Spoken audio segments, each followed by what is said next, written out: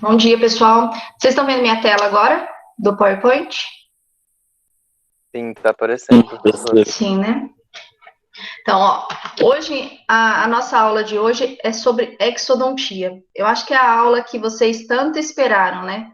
Porque quando vocês começaram a cirurgia, no início do terceiro ano, eu acho que era isso que vocês queriam, né? Ah, quando que eu vou poder começar a tirar dente? Quando que eu vou poder começar a ver sangue? Então, vocês chegaram, tá vendo? Só que o que é importante da exodontia, e eu ainda vou enfatizar nessa aula, vocês não vão conseguir fazer nenhuma exodontia decente, tá? Eu digo aqui do jeito que deve ser, sem saber o pré-operatório, tá?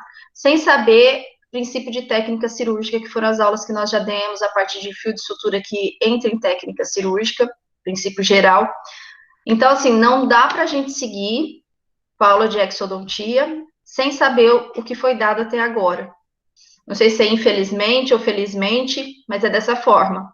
Por isso que a disciplina de cirurgia ela é muito truncada. Ou você sabe toda a matéria, ou você acaba não sabendo nada. Porque quem é muito bom tecnicamente, vamos dizer que tem os alunos que são bons, que sabem tirar dente, mas não têm conhecimento, não sabem o problema de pré-operatório, lá na frente, uma hora eles vão se frustrar. Vai acontecer alguma emergência, alguma situação que eles vão perder o controle e eles não vão saber como agir, e aí de nada vai valer tecnicamente ser bom, tá? Porque aí depois ele vai se sentir meio frustrado porque ele vai achar que ele também não sabe a técnica, tá? E na verdade foi falha de conhecimento. Então, o que é exodontia? Exodontia é a remoção do dente do seu alvéolo por meio de uma técnica cirúrgica, tá? Então é quando a gente vai tirar esse dente. Como a gente vai tirar esse dente? Né? Que é as exodontias, se vocês forem observar depois na vida profissional de vocês, da parte de cirurgia, o que vocês mais vão fazer, tá? Sejam as exodontias simples, que são essas que eu vou falar no terceiro ano. Depois, no quarto ano, a gente entra nas exodontias complexas, que são as exodontias de terceiros molares, tá? Então, a gente divide um pouco, vocês vão observar que na nossa clínica, no quarto ano, a gente tenta segurar um pouco os casos de terceiro molares, dos terceiros. Mas aí, por que vocês vão falar, mas por que você já não libera? Porque a curva de aprendizado, vocês precisam aprender o simples e evoluindo ao mais complexo. Se eu der direto para vocês no mais complexo, vocês ainda não têm base para poder direito nem começar uma exodontia de terceiro, por exemplo, inferior. E aí vai acabar que nós, professores, vamos ter que fazer uma grande parte, então vai ficar uma cirurgia demonstrativa e não é isso que a gente quer. Na cirurgia do quarto ano, a gente quer que vocês realmente façam extração, tá? Com o pessoal do terceiro ano, a gente tem algumas clínicas, sim, no final desse ano já, lá para outubro, né? Agora, como vocês, quando a gente retornar, vai ficar laboratório e clínica, então vão ter mais clínicas seguidas, né? Porque no segundo semestre. Então, lá para outubro, provavelmente você já começa a extrair dentes. É lógico que eu seleciono os dentes mais simples para o pessoal do terceiro ano e deixo os mais complicados para o pessoal do quarto, tá? Isso daí é natural, vai acontecer mesmo. Outra coisa que vocês vão ter que estar atentos na nossa clínica, né, ou quando a gente retornar, é em relação à paramentação, que vai mudar um pouquinho. Aquela aula de controle de infecção e biossegurança que eu dei para vocês no segundo, foi o segundo tema de aula que eu preparei para vocês, aquilo lá mantém, mas tem um reforço no controle de infecção e na biossegurança depois dessa pandemia, tá? A gente vai ter algumas coisas que vão mudar em relação ao jaleco, né? Tem que se usar capote ou jaleco impermeável agora. O paciente também, talvez tenha que colocar um jaleco, uma cobertura nele impermeável. Esse impermeável que eu digo ou é de propileno, tá? Polipropileno, que é um plástico, ou TNT gramatura acima de 40, tá? 40, 50, para não deixar o vírus penetrar ali pelos poros pela gramatura do TNT. Em relação aos protetores faciais, também vocês terão que usar. É muito provável que a gente tenha que fazer uso da máscara N95 ou PFF2, tá? Essa daí são as máscaras indicadas, porque pode ser que a gente vá mexer com aerosol, tá? Quando vocês vão observar aqui na nossa aula, que muitas vezes a gente tem que remover osso com alta rotação, a gente tem que fazer seccionamento com alta rotação. Então, não tem como a gente remover, fazer tudo isso sem usar o aerosol da alta rotação, né? Aí você fala assim, mas eu posso não usar a água da caneta e usar a seringa, sim. Mas mesmo assim, ainda vai ter gotículas que vão se formar, tá? Então, mas aí quando a gente estiver chegando próximo, a gente vai começar essas cobranças para vocês. Em relação às indicações, a primeira clínica de vocês, esse ano, a gente vai fazer anamnese, triagem. Anamnese e triagem é basicamente aula de pré-operatório. Então, vocês vão ter que entender aquelas questões da clínica, que tem lá no nosso prontuário, o que cada uma está querendo dizer. Por exemplo, quando pergunta para o paciente, você vai muito no banheiro, você tem muita sede, você perdeu peso recente, está querendo fazer diagnóstico de alguma doença, tá? Então, depois, quando a gente entrar também lá no prontuário, a gente vai explicar as questões para que vocês, quando vocês façam para o paciente de vocês, a gente entenda o que a gente está perguntando. A gente tem que dizer de uma forma leiga para o paciente entender, mas, ao mesmo tempo, você tem que saber o que você está perguntando, porque muitas vezes, às vezes ele não entende o que você está dizendo, e ele tem a doença e você não soube perguntar, tá? Outra coisa que a gente vai colocar lá preencher na nossa ficha é a queixa principal. E aqui, na queixa principal, a gente tem uma parte das indicações, tá? Então, quando que eu vou tirar um dente? Então, os pacientes vão chegar na nossa clínica, a gente vai fazer o exame clínico, que vocês fazem toda a clínica, e depois a gente vai fazer o exame radiográfico. Raros casos a gente consegue fazer diagnóstico de extração sem uma radiografia, tá? Então, a gente vai pedir o clínico e o radiográfico, e aí a gente vai indicar ou não a extração. Por exemplo, cáries extensas é uma da indicação, uma das indicações. Isso eu acho que vocês sabem bem, porque vocês já estão tendo na dentística. Então, a gente vê um dente como esse aqui, ó, esse molar, ele a cárie vem até quase no terço médio do dente, tem cárie, tudo isso aqui separou raiz, ou seja, tem lesão de furca. Então, esse dente está perdido, tá? Então, esse dente a gente vai ter que fazer extração. Não dá para fazer pério, não dá para fazer endo, não dá para fazer nada. Então, muitas vezes, na nossa clínica, a gente vai pegar casos já indicados. Por exemplo, a endodontia não conseguiu fazer a endo, não deu certo, fraturou, etc. Eles vão mandar para a gente. Outros casos, a gente vai fazer muitas vezes, triagem de exodontia. Tá? Então, cabe a gente indicar ou não exodontia. Lógico que muitas vezes eu vejo dentes viáveis, tá? Que dá para fazer prótese, fazer endo, fazer prótese, e aí eu retorno de onde veio e peço para reavaliar, tá? Porque, por exemplo, prótese, eu olho esse dente do lado aqui, que vocês estão vendo, esse dente não está condenado. Eu acho que tem que fazer a endo e tem que fazer uma coroa. Mas, às vezes, o próprio paciente não tem condição financeira para isso e manda extrair também esse dente, tá? Então, são essas coisas que, às vezes, a gente retorna o paciente para a gente, nos casos de indicações, tá?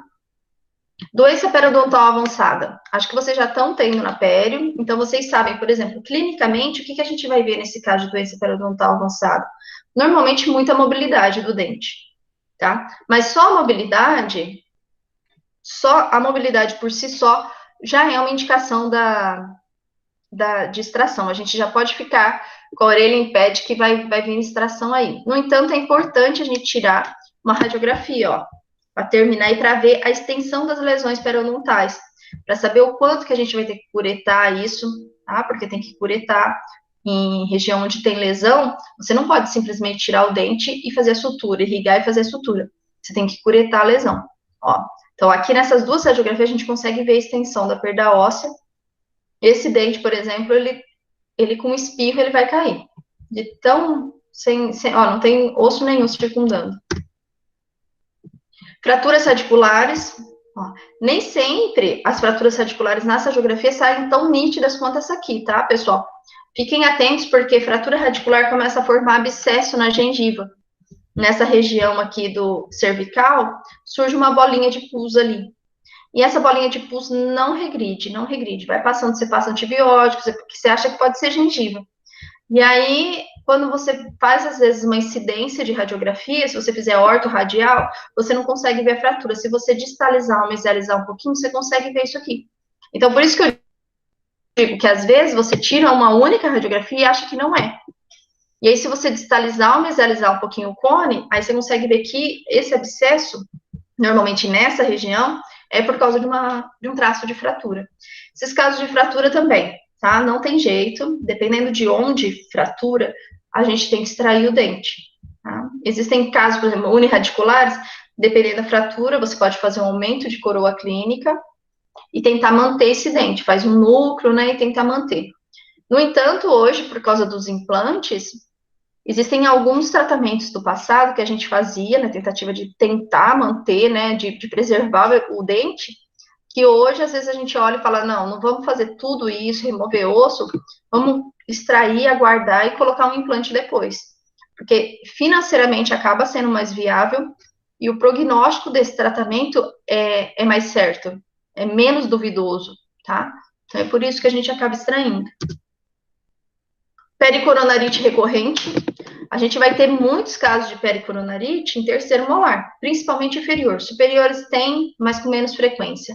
Mas, ó, quando o dente, que deve ter acontecido já com muitos de vocês, porque vocês já estão na idade do terceiros que não erupcionaram, querer erupcionar para dar dor de cabeça, tá?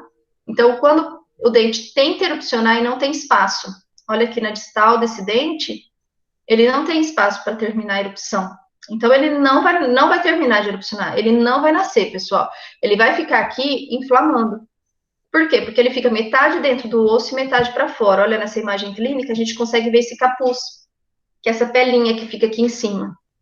Essa pelinha, embaixo dela vai acumulando bactéria. Então, acumula bactéria, resto de alimento, vai acumulando, e aí que surgem as pericoronarites, que são aquelas dores insuportáveis de terceiro molar. Tá? Aí vocês vão perguntar, mas se eu cortar essa pelinha aqui, não vai parar de impactar alimento, não vai melhorar? Melhora uma semana, duas, mas como vocês conseguem ver na radiografia, esse dente vai ter recidiva depois dessa pelinha, porque esse dente não vai nascer, ele está travado no tecido ósseo aqui atrás, na distal. Então, não adianta, a gente vai precisar extrair esse dente. Tá? Agora, se você tiver uma radiografia de que o dente está em posição certinha, sem osso na distal, ele só está precisando de uma forcinha, aí a gente pode fazer olectomia, que é quando a gente remove esse tecido pericoronário e o dente erupciona, tá? Mas eu já antecipo para vocês que isso é muito raro na idade, por exemplo, na idade de vocês. Isso pode acontecer da gente remover o tecido pericoronário e o dente erupcionar em pacientes mais jovens, tá? Que tem uma força eruptiva, então o dente vem. Mas depois dos 18, 20 anos, é bem difícil isso acontecer. Ou ele erupcionou e tá lá na boca em oclusão, bom, nessa idade, ou ele não vai erupcionar mais e vocês vão ter que fazer extração. Tá? Então, as pericoronarites é uma das indicações, tá? Sem dúvida, é a principal indicação para extração de terceiro molar. Tá? Fora a cárie, que às vezes o dente fica aí nessa posição e vai juntando o resto de alimento, não dá para higienizar, é uma região muito difícil para higienizar, e aí o paciente acaba tendo cárie e dor também. Tá? Então, são as indicações de terceiro. Razões protéticas. Aqui, muitas vezes, os dentes chegam para a gente na clínica de cirurgia, são dentes que a gente olha e fala, eles estão tão bons, tem inserção óssea, eles... Tem alguém querendo entrar, pessoal, eu acho. Deixa eu só ver aqui. Matheus. Eu ouvi aqui no barulho.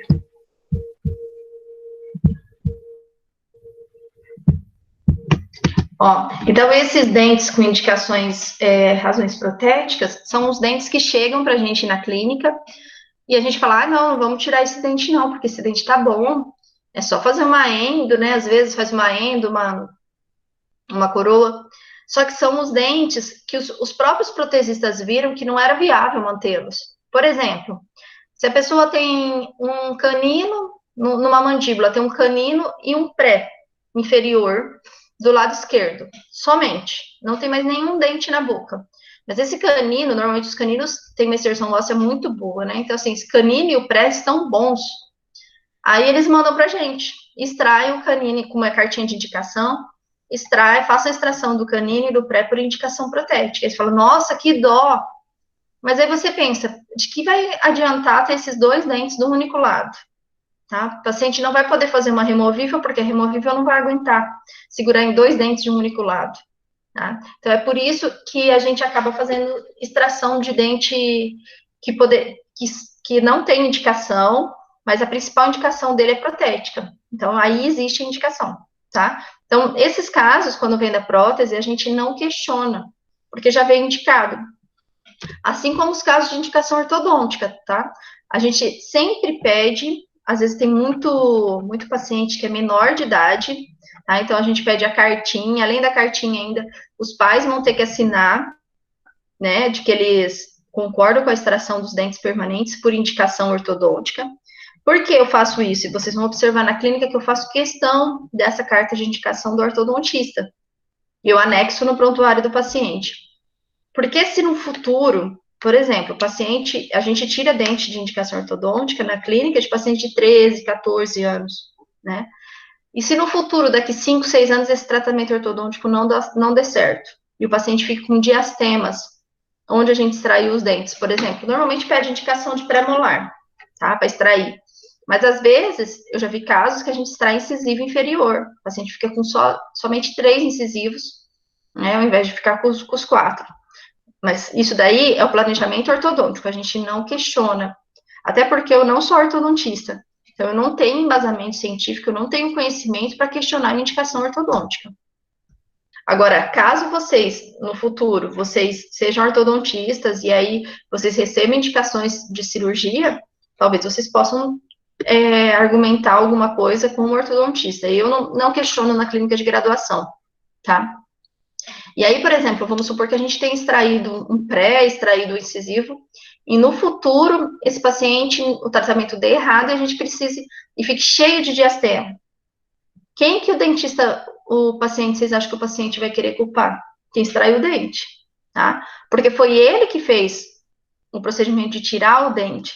Então, se houver qualquer coisa no futuro, alguma responsabilidade, você tem lá no seu prontuário a cartinha de indicação ortodôntica e a assinatura do pai, o responsável, de que estava ciente de que aquilo ali era um dente permanente, que não iria nascer outro, e de que ele aceitou o tratamento, tá? Fiquem atentos a isso quando vocês forem fazer as extrações de indicação ortodôntica, que são dentes sadios, né, dentes rígidos que a gente vai extrair. Patologias associadas. Quando a gente vê, pode ser aqui no caso é um odontoma, que a gente consegue ver na radiografia, uma lesão característica muito parecida com o odontoma. Se não for, é alguma lesão óssea. Mas assim, quando a gente vai extrair essas lesões, às vezes os dentes a gente precisa extrair junto, tá? Ou, por exemplo, cistos, tumores que estão dentro da lesão. Então, nessas situações, existem as indicações de exodontia. Você fala, mas vai tirar e o paciente vai ficar sem dente depois? Às vezes, nessas cirurgias, a gente consegue até instalar um implante na mesma sessão, dependendo do tipo de lesão que a gente está removendo, tá? Para tentar diminuir o tempo que esse paciente vai ficar sem dente. Tá? Tudo isso vocês vão aprender durante a graduação, tudo que se pode fazer depois em questão de reabilitação. Dentes supranumerários, que são dentes a mais na boca, tá? Esses dentes, muitas vezes, os pacientes, por exemplo, nesse caso aqui, que é um quarto molar, ele chegou a erupcionar, então está incomodando o paciente. Clinicamente, a gente consegue ver. Mas na literatura, a gente observa que a maior parte dos dentes supranumerários, eles são descobertos por exames radiográficos de rotina. Eles não têm qualquer sinal clínico e nem sintomatológico. Então, o que a gente observa nos supranumerários? Que, por exemplo, quando você tem 18, 20 anos, você quer colocar um aparelho, um pouquinho antes, né? Aí o ortodontista vê um pontinho semelhante a um dente no meio das raízes. E aí descobre que você tem um dente supranumerário ali. Isabela. Então, são radiografias de rotina. E aí, o próprio ortodontista, né, o clínico geral que fizer o diagnóstico, ele vai encaminhar para você fazer as extrações, mesmo de supranumerários que estão inclusos, tá? Às vezes, nem todos os supranumerários a gente precisa tirar. Existem supranumerários que eles estão envolvidos com estruturas anatômicas importantes. Por exemplo, tem supranumerário que fica intimamente ligado no nervo mentoniano, ali está bem próximo. Então, se não houver indicação, por exemplo, o paciente não vai fazer orto, não tem nenhum problema, você pode só fazer preservação desse supranumerário. Outras vezes você precisa tirar, mesmo esse dente estando incluso, tá? Um cuidado que a gente tem que ter é que a gente tira também dentes supranumerários de pacientes novos, tá? Então, lembre de orientar a mãe, o responsável, sobre os danos que você ao fazer a extração desse dente, por exemplo, próximo a estruturas anatômicas importantes, o que pode ocasionar, tá? Parestesia, essas coisas assim. Mas se o paciente realmente for fazer, tem alguns procedimentos em indicação ortodôntica, tratamento ortodôntico, não consegue movimentar a raiz, porque o supra fica no meio dos dentes. Então, você não consegue movimentar o dente. No máximo que uma pessoa que faz um tratamento ortodôntico consegue movimentar a coroa, tá? E aí não consegue finalizar o tratamento ortodôntico do jeito que deveria finalizar. Então, tem que ser feito, tá? A extração, normalmente nos casos de tratamento ortodôntico, é indicada. Raízes residuais, tá? Esses dentes são os mais importantes para vocês aprenderem a fazer extração com o uso de extratores, tá? Vocês vão observar que essas raízes, como elas não têm coroa, vocês não têm como pegar com fórceps. Tá? Então, tudo que vocês vão aprender nessa aula hoje, vocês vão aprender fórceps, a gente não pode usar para essas raízes residuais que não têm ponto de apoio, exceto as que têm, né? Mas, normalmente, quando você olha assim, você fala, eu vou pegar com fórceps. Quando você pega aqui no terço, no cervical aqui, ela quebra, tá? Então, se você não souber trabalhar com extrator, você não consegue tirar uma raiz residual que, aparentemente, é uma cirurgia bem simples, tá? Talvez a dificuldade de vocês seja trabalhar com extrator. E isso a gente vai praticar bem na clínica. Sempre a gente vai começar com o extrator para vocês também pegarem a forma de trabalhar com o extrator. O fórceps, ele é um pouquinho mais fácil porque é como se fosse um alicate, né? Você não tem muita, em razão a ponto de apoio, você encaixa na coroa e tudo bem. Agora, o extrator não. O extrator você tem que achar um ponto de apoio que você consegue movimentar o dente. E por isso ele é um pouquinho mais difícil. Os dentes inclusos, tá? Aqui entra também, para vocês lembrarem, os terceiros molares, que eu falei lá da pericoronarite. Então, tem alguns dentes inclusos que a gente faz diagnóstico de por que extrai. Porque a gente olha, por exemplo, uma radiografia periapical dessa, e a gente vê que ele pode reabsorver o segundo molar. Ou ainda, ele pode impactar alimento aqui, ó, entre um dente e outro, e dar uma cárie no segundo, no terceiro, né, e consequentemente para o segundo molar.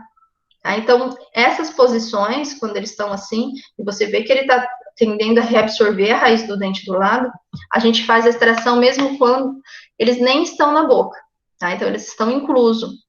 Isso é um dente incluso, quando ele está ou recoberto por mucosa, ou recoberto por tecido ósseo, mas você não consegue vê-lo, tá? Às vezes você sente, pela palpação, assim, você sente que tem um dente lá na região retromolar, você passa o dedo, você sente, mas ele ainda não conseguiu apontar. E essa posição, por exemplo, esse dente horizontal aqui, dificilmente ele vai apontar, porque a força dele é aqui, ó, para mesial, ele não vai ter uma força para cima para sair, tá? Então ele não vai apontar na cavidade bucal. Esses aqui também, ó, caninos inclusos, tá? A gente tem muitos casos, e que pode ser caso de indicação de extração, de exodontia, dependendo da posição que ele está, ou de tracionamento ortodôntico. Muitas situações, principalmente do canino, a gente tenta manter na cavidade bucal, tá? Porque é um dente extremamente importante.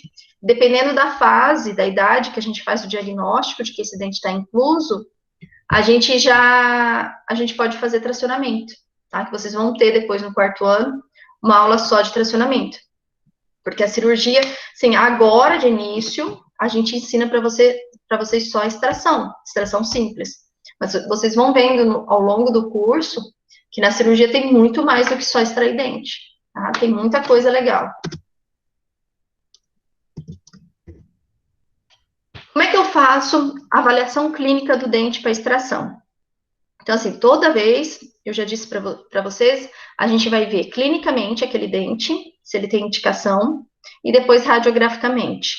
Mas também, essa avaliação clínica de início que a gente faz, serve também para a gente saber se esse dente vai estar difícil ou não. Qual que é a dificuldade de extração dele? Porque vocês falaram, eu disse para vocês, ó, a gente vai extrair os dentes simples, tá? As extrações mais complexas eu vou mandar para o 4º ano, ok? Mas assim, aí fala assim, mas como que você sabe? Às vezes eu erro, tá? Muitas vezes a gente erra, porque a gente olha só a radiografia e fala, ó, esse dente manda para o 4º ano. Ou senão a gente fala, deixa com vocês esse dente porque tá simples, fica aqui para vocês. E às vezes o dente tá difícil, por quê? Porque eu não avalio clinicamente. Essa avaliação clínica que eu tô passando para vocês, não dá para eu, nem o professor Eduardo, nem o professor Ariovaldo, avaliar em cada caso, tá? Por exemplo, como que vai ser o acesso ao dente? Às vezes vocês vão extrair um segundo molar, que a abertura de boca pode até ser um segundo molar superior, que a abertura de boca do paciente é tão pequena que você não consegue acessar. Então, sem dúvida, esse dente vai ser muito mais difícil que qualquer terceiro molar, tá? Pacientes com trismo, com disfunção, fibrose muscular. Então, assim, quanto maior a abertura de boca, mais fácil para a gente, tá? A localização e a posição do dente. Se ele tá lá no meio certinho, normal, né? Entre um dente é uma coisa, para você um dente com indicação ortodôntica. Se ele tá apinhado, tem um atrás do outro, a cirurgia começa a ser um pouquinho mais complicada. Porque como é que você vai luxar esse dente, sendo que tem um dente na frente que você não pode mexer? Você tem que proteger, aliás, tá? Então, muitas vezes, cirurgia, por exemplo, de incisivo inferior, que é uma cirurgia de um dente relativamente simples, porque a raiz é bem conoide, fininha, então é fácil. Seria fácil. Você tem dificuldade, porque ele está apinhado e você tem que tomar cuidado com o dente do lado. Você não pode luxar próximo ao dente do lado que está apinhado, tá? Ou na frente ou atrás. Então, se torna uma cirurgia um pouquinho mais complexa. A mobilidade do dente, ó. As doenças periodontais, dentes com doença periodontais, eles são mais simples, tá? Que são aqueles dentes com mobilidade, é mais sossegado em relação à técnica cirúrgica. Lógico, depois que você tira, extrai o dente, você tem que fazer curetagem, tudo aí é um pouquinho mais complexo. Mas a técnica cirúrgica de dentes com mobilidade são mais simples. Agora, quando vocês pegam dentes com hipercementose ou dentes anquilosados, como, por exemplo, pré-molares inferiores de pacientes idosos, gente, a minha opinião, não existe dente mais difícil do que dente de pré-molar de erupcionado de paciente idoso. É dificílimo. Muitas vezes você não consegue tirar nem com extrator, nem com força, você tem que remover o osso, tá? Porque o dente não luxa, simplesmente não luxa, porque eles têm uma hipercementose. O que é hipercementose? É quando tem um aumento da quantidade de cemento em alguma porção da raiz, tá? E aí aquela porção fica gordinha e a gente não consegue tirar o dente pela via normal. Ou anquilose, quando o dente gruda no tecido ósseo. Não tem, você faz força, você vai com jeito, o dente não sai. A única forma é você ir tirando o osso ao redor desse dente, para você conseguir extrair esses dentes anquilosados de pacientes mais idosos. Pode ser, por exemplo, aqui nesse caso a gente vê uma hipercementose também, ó, de um dente, uma anquilose também, dentes descidos, eu já peguei dentes descidos anquilosados, tá? Muito difícil tirar, você secciona o dente descido, você tira uma raiz, tira a outra, e mesmo assim fica. Eu peguei uma vez, eu nem faço extração de descidos, porque é mais a parte de pediatria, né? Eu não tenho muito o jeito para adaptação de criança, tudo isso. Mas uma amiga me pediu, que é o odontopediatra, ela já estava desconfiada de que o dente ia ter algum probleminha, porque ela tirou um dente, estava mole, eram 2 menininhas gêmeas. E aí o outro, aí ela pegou e pediu para eu ir lá tirar. E eu falei, não, marca, a secretária me perguntou quanto tempo, eu falei, marca 15 minutos, né? Dente descido, você acha que vai me dar problema? Foi assim, uma cirurgia de terceiro molar numa criança. O dente não saía. Eu seccionava, tirava osso, tirei septo, tirei tudo. E o dente não saía, e era um dente descido, tá? E depois, na outra irmã, da mesma forma. Aí eu tive que tirar os 4 dentes descidos, 2 de cada uma, acho que eram um molarzinho. E de um lado das duas estava fácil, estava bem com mobilidade, do outro, todos travados no tecido ósseo. Tá? Então, assim, isso daí são casos que enganam. Tá?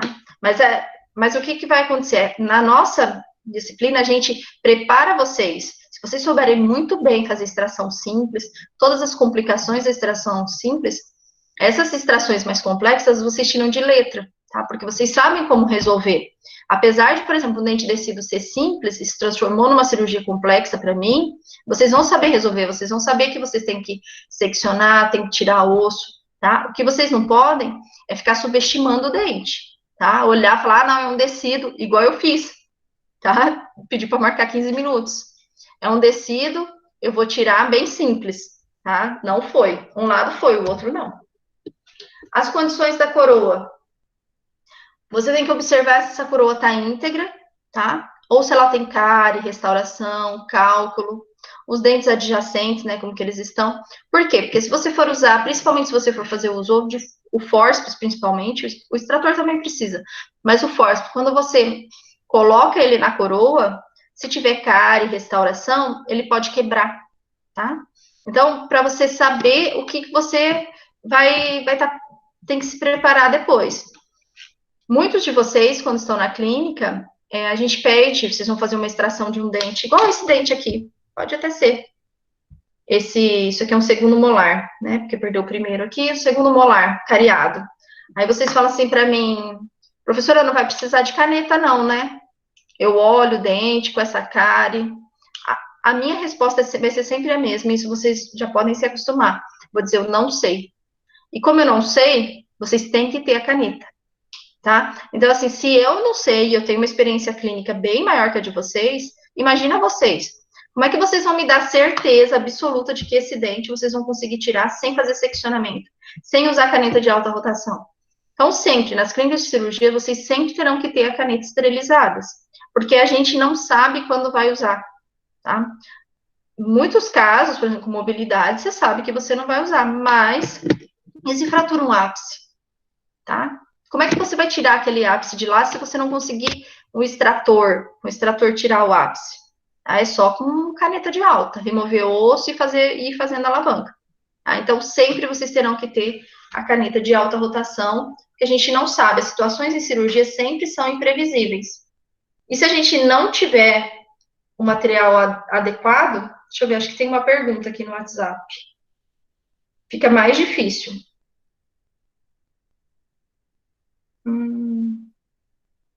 A Mariana, ela falou que travou aqui quando eu disse das condições da coroa com cáries. Está aqui atrás, Mariana. Foi aqui. Aqui, né? Aqui, ó, das condições da coroa. O que eu tô dizendo, Mariana? Ah, tá.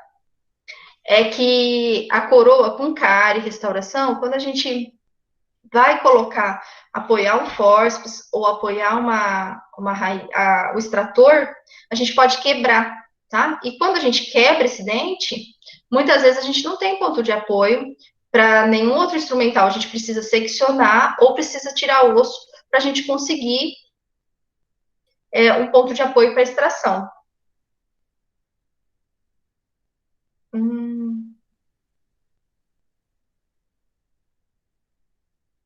Uma outra pessoa aqui também me falou que a internet está caindo. Pessoal, depois vocês assistam a aula. A aula está sendo gravada, tá? E aí vocês peguem a aula, assistam e mandem as dúvidas para mim para o WhatsApp. Tá? Eu entendo essa situação de internet é complicada. A minha aqui também não está muito boa.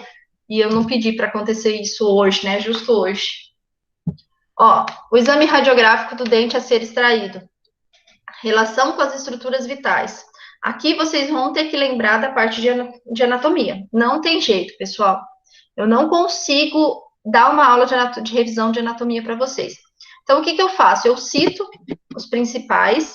Então, vocês já localizem aí Se vocês tiverem um atlas de anatomia, alguma coisa assim, algum desenho, quando vocês estiverem estudando isso aqui, procura um desenho no Google das estruturas anatômicas da face e localiza lá para mim o assoalho do seio maxilar, tá? Vocês vão ver que está na maxila, né? Tem dois seios, um do lado direito e do lado esquerdo, né? Que é o seio maxilar. Vocês vão localizar o nervo alveolar inferior, então localiza o canal alveolar inferior, que é onde vai passar o nervo, e o forame mentoniano, que é onde vai passar o nervo mentoniano. Essas são as principais estruturas. Então, assim, quando você vai intervir no superior, pense no seio maxilar. Tá? Tem outras estruturas? Tem, pessoal, mas essas são as que vocês não podem esquecer nunca, tá? O canal alveolar inferior tem o nervo ali. Se você, dependendo do movimento que você faz, osso que você tira, você pode lesionar o nervo. O mentoniano, dependendo da incisão, quando você faz, por exemplo, uma incisão entre os prés, você pode seccionar o nervo mentoniano que sai ali do canal, tá? Então, a gente tem que saber onde que estão essas estruturas. Depois vocês olhem, fazem uma revisão no livro de anatomia, no que vocês têm. Isso, tá certo aqui. No livro de anatomia, dessas estruturas anatômicas. Configuração das raízes. O que é importante a gente lembrar da anatomia dental? Quantas raízes tem o incisivo central superior? Quantas raízes tem o pré-molar, o dente 14? Tá? O 24. Quantas raízes tem o 33, o 34, o 35? Então, assim, vocês vão ter que saber da anatomia dental. Mas vocês vão falar assim, mas sofre diferença, alguma alteração anatômica? Sim. Alguns dentes são diferentes, né? Que, por exemplo, é para ter 3 raízes, tem um pedacinho de raiz lá que forma uma 4ª raiz. Sim. Mas, assim, vocês têm que saber o padrão, tá? Em relação ao número de raízes que vocês aprenderam lá na anatomia dental, para vocês fazerem uma extração. Por quê? Eu pergunto isso. Porque se, por exemplo, um dente que tem uma única raiz, você pode fazer um movimento vestibulolingual sem nenhum problema, que você não corre o risco de fraturar, né? Porque não tem uma segunda raiz. Agora, se você tem 2 raízes, uma raiz também voltada para mesial, outra para distal, né? Ou uma para lingual, uma para vestibular, sei lá. Dependendo do movimento que você faz nesse dente, você fratura uma das raízes. Tá? Então, você precisa saber um pré-molar, né, pré-molar superior, você sabe que tem 2 raízes. Você sabe que a forma de seccionamento das raízes vai ser diferente. Enquanto o molar você secciona vestíbulo lingual, o pré-molar superior você secciona mesodistal. Porque qual que é o objetivo do seccionamento? Separar a raiz. Tá? Se você seccionar vestíbulo lingual, você não vai estar separando raiz. A curvatura dessas raízes, se houver curvatura, talvez esse seja o problema, né? Quando você está tentando extrair um dente, e ele não vem. Você sente como se fosse, você sente alguma coisa travando. E, na verdade, é a curvatura da raiz, tá? O tamanho dessas raízes, as hipercementose, olha aqui, só para vocês terem uma noção, nessa última radiografia aqui, o tamanho da hipercementose, ó. Pega do terço médio até o terço apical, imenso. Aí vocês olham esse dente, vocês falam assim, vai ser uma extração simples, né? Porque é um dente, ó, tá inteiro aqui, retinha, raiz, e você tenta tirar, e aí não sai. Por que não sai? Porque o ápice é mais fino, e aqui começa a engrossar e é a área retentiva, tá? Casos como esse, às vezes você tem que tirar todo o osso da vestibular para você conseguir fazer a extração. Então, se torna um pouquinho mais complicada a cirurgia. Como são essas raízes? Ó, se tem cárie na raiz, por quê? Quando tem cárie radicular, a chance da gente fraturar esse dente, fraturar a raiz, é muito grande, tá? Reabsorção, isso a gente vê aqui, ó, reabsorção vai fraturar. Quando você tem que evitar usar fórceps nessas situações, porque vai fraturar aqui, ó. Quando você apoiar o fórceps aqui, ele vai fraturar. Ou você coloca o fórceps o mais para baixo que você conseguir. Tá? Então, é isso que você tem que observar. Reabsorção, tratamento endodôntico. Os tratamentos endodônticos, o que acontece? Na endo, esvazia todo o canal radicular, faz a limpeza com hipoclorito de sódio. Isso vocês vão aprender.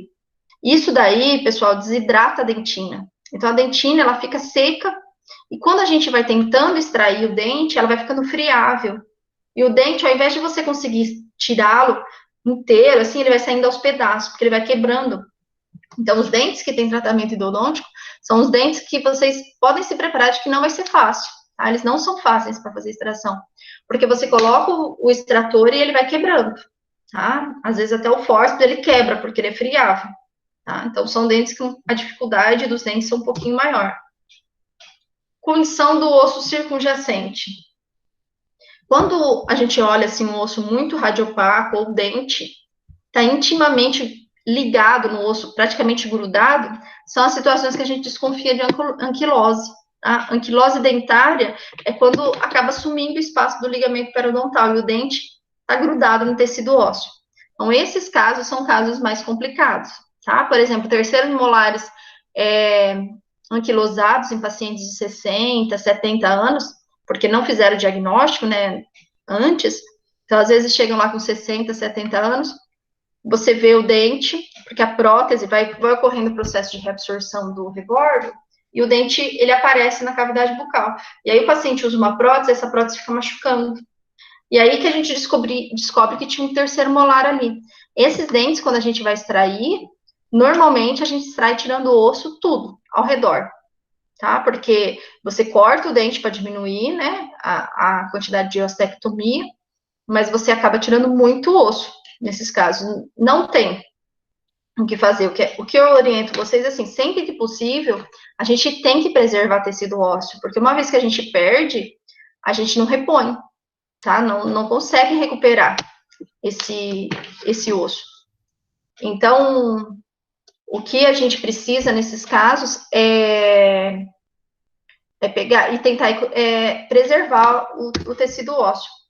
Pessoal, depois eu quero que vocês façam um favor para mim, como eu não sei se o Eduardo que hora que ele vai chegar, coloca um oi no chat, todo mundo depois coloca oi, porque aí eu sigo a chamada ali depois, tá? De todo mundo. Inclusive, se alguém souber, tem aluno que não está conseguindo assistir aqui, que até me mandou mensagem no WhatsApp, porque está caindo. E aí coloca o nome e escreve, ó, a internet está com problema. Porque aí, ó, quando eu fizer a chamada, eu já sei. Em relação à necessidade e oportunidade, quando é o momento mais oportuno, tá? E em relação à necessidade, ou seja, eu preciso tirar aquele dente com pericoronarite, por exemplo. O dente está doendo, o paciente está reclamando, está começando a inchar. As pericoronarites, eles podem dar abscessos muito sérios, por sinal. Mas aquele momento é oportuno? É o que eu falo para vocês. Vocês vão conseguir tirar um terceiro molar na clínica de terceiro ano, na primeira clínica de terceiro ano? Eu acho que ainda não, tá? Então, assim, o paciente precisa tirar, mas não é oportuno em relação ainda ao conhecimento que vocês têm. Mesma coisa quando chegar no consultório. Quando vocês, recém-formados, não tem nenhum outro dentista mais no consultório, só vocês.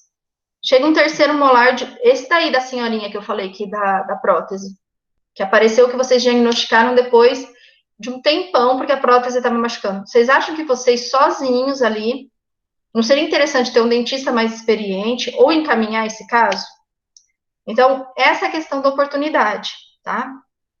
Em relação ao conhecimento técnico que vocês vão ter, né? Em relação à mão, eu digo. Mas também tem a parte do pré-operatório, ó. Tá? O paciente precisa tirar. Isso acontece muito onde eu trabalho.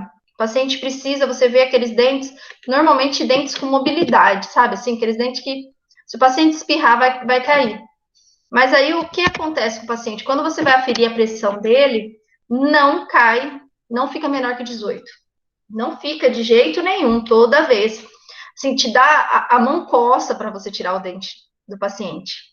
Paciente com mobilidade, você vê que tem infecção ali, mas A gente não pode, não adianta.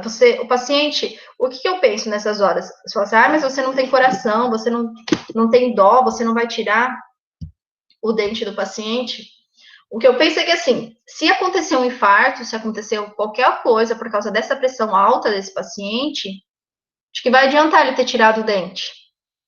Aí você vai falar assim, mas a pressão dele pode estar subindo porque ele está sentindo dor.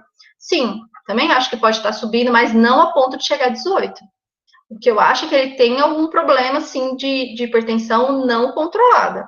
Ele não está indo no médico, ou ele não está tomando os remédios certos. Então, é uma forma da gente não fazer extração nesses casos, é a gente obrigá-lo a ir atrás de tratamento para o corpo. Tratamento dessa hipertensão, que sem dúvida é mais importante do que tirar um dente. Tá? Então, acaba que quando não é oportuno, a gente não deve fazer. Paciente com glicemia, diabetes descompensada, por exemplo, a glicemia dele você faz o destro, e aí você avalia que tá 300, 400 toda vez, tá? Não dá, por mais que a gente queira ajudar o paciente, ele tem que se ajudar, tá? Não dá para a gente fazer extração nessas situações. Por exemplo, pacientes que fazem uso de radioterapia, que fizeram a radioterapia na região de cabeça e pescoço, tá? A gente tem contraindicação, lembra lá na aula de pré-operatório, que não pode extrair esse dente, tem que aguardar pelo menos uns 2 anos, depois da rádio, de 6 meses a 2 anos, você tem que avaliar, para poder extrair os dentes. Então, o que a gente indica? Pacientes que serão submetidos à radioterapia de cabeça e pescoço, que façam todas as extrações, removam todos os focos de infecção antes, para não acontecer isso, que é cárie de radiação, e não acontecer a osteoradionecrose, tá? Que são infecções na boca também. Então, tudo isso daí, então, a gente tem que tentar. Agora, existem algumas rádios, por exemplo, paciente que faz câncer de próstata, isso daí, essas rádios não apresentam contraindicação para a gente, porque não chega na boca, tá? Mas vocês têm que ficar atento e, na dúvida, peçam para o oncologista, falar, o paciente vai precisar fazer extração, mas ele disse que fez rádio. Essa rádio, nessa região, né, que você não sabe, o paciente vai dizer onde ele teve o tumor, pode interferir, pode gerar uma osteoradionecrose na boca, o próprio oncologista vai te responder, na dúvida. Ó, tumores associados aos dentes, ó. Alguns casos a gente precisa tirar, tá, o dente. A gente acaba tirando o dente junto com o tumor. Há uma situação como essa, não tem indicação de você tirar só o dente. Você vai ter que descomprimir essa lesão e, às vezes, quando você for fazer a exérese da lesão, o dente vai acabar saindo junto. E, assim, a gente pede para vocês não mexerem em área de extração, que tem lesão, que vocês não saibam o diagnóstico, tá? Porque, assim, lesão benigna, vocês podem até tirar, mas as malignas não pode mexer, se tiver dente próximo a essa lesão. Então, na dúvida, vocês esperem o resultado da biópsia, façam uma biópsia, esperem o resultado da biópsia e aí depois pensa no dente. Tá? Então, tem que ser sempre assim. Pericoronarite em estágio agudo, ou seja, aquela pericoronarite que está com abscesso, com pus, febre, linfadenopatia, tá? Se apalpa aqui os linfonodos, ó, tá tudo infartado. Ou seja, essas situações não são o momento, não é o momento adequado para a gente fazer a extração do dente, do terceiro molar. Mas o paciente está sentindo dor, tá? Mas você tem que esperar essa pericoronarite sair do estágio agudo, que é infecção com pus, abscesso, esse edema todo aqui, para depois você fazer a extração. Como é que eu faço isso? Medicamento, tá? Você passa antibiótico, às vezes você tem que fazer drenagem, dependendo de como tá esse abscesso, só o medicamento não chega, então você tem que fazer drenagem intrabucal para ajudar o organismo, tá? E aí depois, quando melhorar, você faz a extração. Lesões bucais virais ou fúngicas, tá? Ou, por exemplo, o herpes, o paciente está com herpes. A gente contraindica porque é transmissível, tá? E outra, quando o paciente apresenta essas lesões bucais, virais ou fúngicas, tipo candidíase, quer dizer que a resistência dele não está muito boa, tá? O sistema imunológico dele não está muito bom, porque a gente sabe que o herpes se manifesta quando a gente está um pouquinho debilitado. Mesma coisa a cândida. Então, para que a gente vai fazer uma extração que vai gerar um pouquinho mais de debilidade nesse paciente, tá? Sabendo que ele já está debilitado. Tá? Então, aí que pode vir uma complicação de uma extração simples de um paciente debilitado. Aconteceu comigo, o ano passado, final do ano passado, um paciente que eu fui extrair um dente, que ele estava... Só que esse, assim, não foi culpa minha, eu acho que eu já até contei para vocês, o caso de angina de Lúdico, que aconteceu comigo, o paciente, ele estava bem, só que foi um paciente que ele era obeso, ele perdeu 70 quilos em acho que 6 meses. E depois ele fez cirurgia reparadora, tudo, mas não fez bariátrica. Mas assim, ele perdeu uma pessoa, né? Então, você imagina essa pessoa em 6 meses. Ele tinha cento e poucos quilos, 130, perdeu 60, 70 quilos de uma vez. Então, esse paciente, ele vai ser, ele não dá para afirmar que ele não estava com a resistência baixa naquela situação. Só que eu não tinha como saber, né? Eu vi que ele estava mais magro, mas nem imaginei que tinha sido tão rápido, porque fazia tempo que eu não via. Mas foi isso que aconteceu. E ele tinha tido chikungunya, tinha tido dengue várias vezes, nesse intervalo de tempo de 1 ano aí, que foi o tempo que ele perdeu. Então, foi isso. Foi resistência que já estava baixa, por isso que ele desenvolveu a angina de Lúdico, que é uma infecção bem séria, que teve que ter atendimento em nível hospitalar, tudo para a gente ficar em cima para não acontecer nenhuma complicação. Já teve casos de pacientes que vieram a óbito por angina também, tá? Quando você não cuida, você não dá assistência, ela evolui, e aí da sepse o paciente pode vir a óbito. Em relação a essas lesões bucais que caem a imunidade, o porquê que a gente também, a gente tem orientado agora nessa época de pandemia que está acontecendo, por que a gente pede para não fazer cirurgias muito grandes nos nossos pacientes, né? Assim, fazer mais a parte de urgência, emergência, por quê? Porque cirurgias grandes, elas vão debilitar o paciente não vai conseguir se alimentar direito, tem todo o estresse cirúrgico, né, do paciente que fica ali na cabeça dele, de que, eu vou fazer uma extração, vou fazer não sei o quê. Então, isso daí debilita o paciente. E aí você fala, mas isso ele vai pegar Covid? Não, isso vai debilitar. E se por um acaso ele tiver contato com o vírus, pode ser que a doença se manifeste de uma forma ruim, tá? Porque ele já estava debilitado.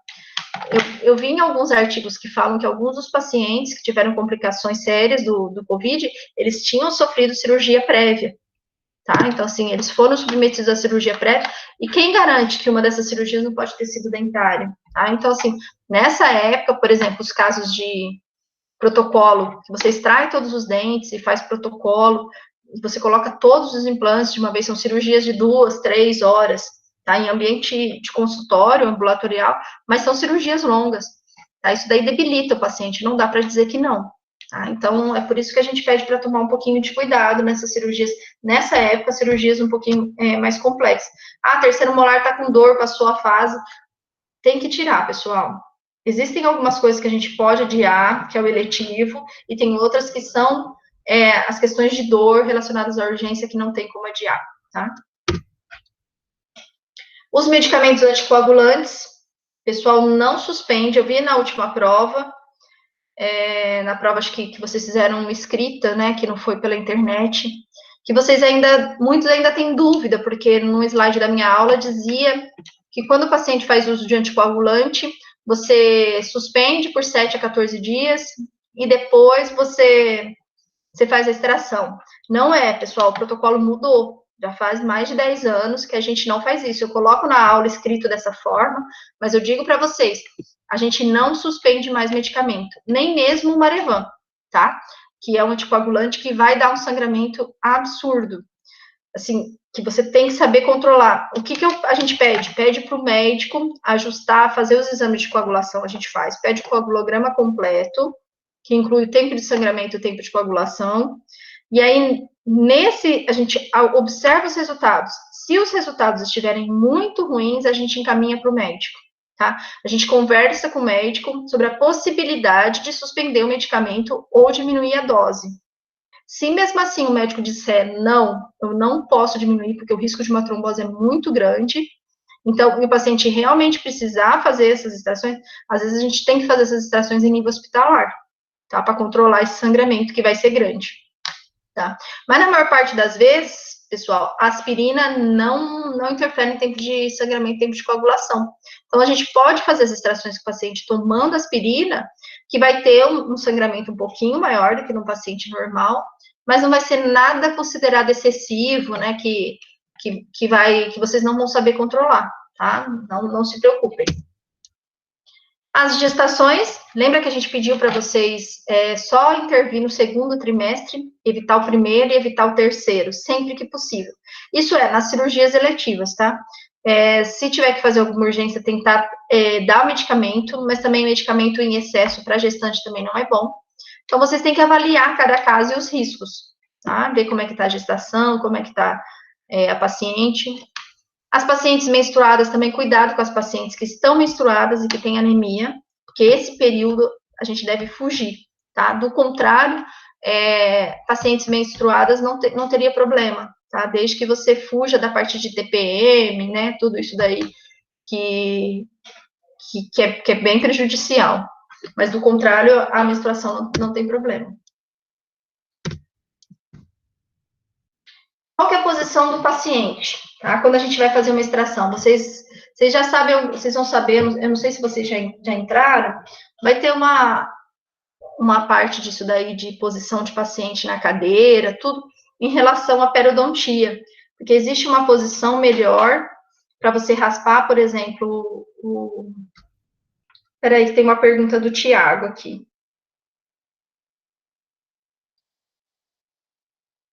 Professora, o osso regenera ou não depois da extração? O que acontece, Tiago? Quando a gente extrai o dente, no próximo semestre vocês terão aula de reparo alveolar. Aquele buraco, tá? Aquele alvéolo, ele vai ser totalmente preenchido por tecido ósseo. Isso vai. Mas o que vai acontecer? Vai acontecer uma perda óssea, tanto em espessura daquele alvéolo, como em altura no decorrer dos anos, se a gente não reabilitar esse paciente. Ou seja, se a gente não coloca o implante, se a gente não coloca aquele rebordo alveolar em função. Então, perde o osso, sim. Regenera, mas a perda óssea fisiológica normal, isso vai acontecer. É bem pouco, tá? Mas com o passar dos anos, esse bem pouco se transforma em muita coisa. Ou seja, a gente encontra aqueles pacientes mais idosos que não tem osso na maxila, na mandíbula para fazer implante, tá? Porque essa reabsorção, ela é gradual, ela vai acontecendo no decorrer dos anos enquanto não tem dente ali em função. O rebordo não está em função. Então, perde. Agora, quando a gente remove o osso da vestibular, que foi o que eu disse nos casos de alveolectomia, lembra que eu falei? Esse osso da vestibular, ele não se forma novamente, tá? Então, forma um defeito ali.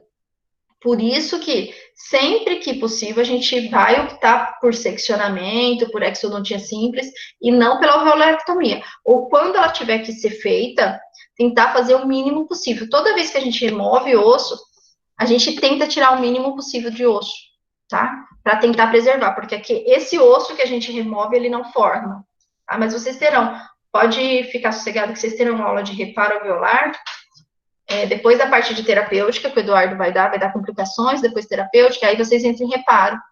E aí eu explico certinho para vocês, inclusive os eventos histológicos vão acontecer nessa parte, tá? Pessoal, pode ir mandando as perguntas, porque eu olho aqui no WhatsApp. Pronto, não tem mais nada, não. Ó, em relação à posição do paciente, a maxila e na mandíbula. Então, assim, como é que eu deixo o meu paciente para eu extrair um dente da maxila e um dente da mandíbula? Então, se eu sempre vou chegar no box de vocês e vou corrigir isso, porque vocês ficam lá se dobrando inteiro. Agora vocês são jovens, vocês são novos, vocês estão começando a profissão, não tem problema vocês ficarem se retorcendo todo para conseguir enxergar um dente. Mas depois, quando vocês tiverem, por exemplo, 18 anos de formado igual eu, com hérnia de disco, nas costas, um monte, vocês não vão conseguir ficar dobrando as costas, ficar fugindo da ergonomia da professora Ivana. Ah, não tem como, pessoal. Então, assim, tentem desde já a colocar o paciente na posição certa.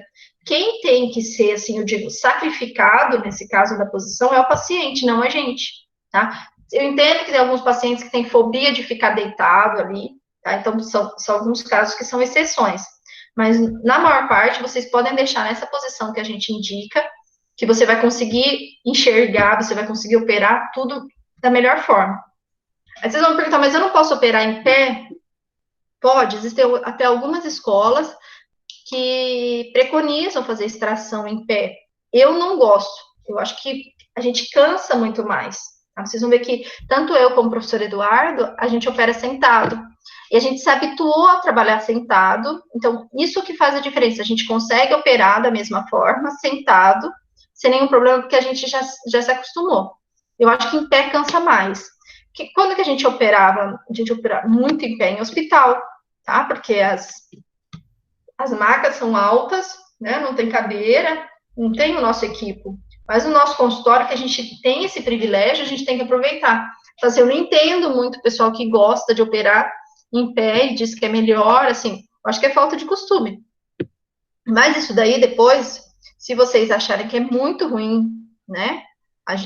Isso daí não será um grande problema para a gente, desde que vocês sigam todas as regras. Mas já aviso que é pior, tá? Tentem operar sentado. Então, para vocês operarem a maxila, o encosto, ele tem que ser reclinado de modo que o paciente vai ficar paralelo ao solo, ou seja, vai ficar na mesma assim, ó, horizontal ao solo, tá? Isso para você operar os dentes da maxila, os dentes superiores. Na mandíbula, o encosto tem que ficar reclinado de modo que fique numa angulação de 60 graus com o solo. Ó, aqui é a maxila. Tá vendo que o paciente está ligeiramente paralelo ao chão, ó. Tá vendo? Ao solo aqui do consultório. Então, isso aqui eu vou operar na maxila. Quando eu chego no box de vocês, se o paciente estiver nessa posição, eu nem vou olhar para a mandíbula dele, porque eu já sei que vocês estão extraindo o dente de cima, tá? Então, essa aqui é a posição. E essa aqui, ó, tá vendo o paciente aqui e o chão, ó, 60 graus, mais ou menos, tá? 90 graus é se ele ficar aqui, ó, em pezinho, dá 90. Quando a gente dá o bochecho para ele, às vezes a gente coloca ele bem em pezinho. No meio aqui, ó, dá os 60 graus, tá? Você tira 30 aqui, vai dar uns 45, 60 graus aqui, ó. Tá vendo que aqui o ângulo é um pouquinho maior. Daqui para cá tem 30 graus, ó. Então, aqui você faz 60 graus daqui da cadeira com o solo. Então, essa aqui vai ser... Aí, a altura você vai ajustar de acordo com o seu tamanho, tá? Com o mocho, tudo. Então, a altura você ajusta. Mas a posição é essa. Em relação à topografia, o que é topografia? Da maxila, da mandíbula, os acidentes anatômicos. Topografia é a forma, isso daí vocês já aprenderam lá na anatomia humana, tá? Mas aqui é o que vocês...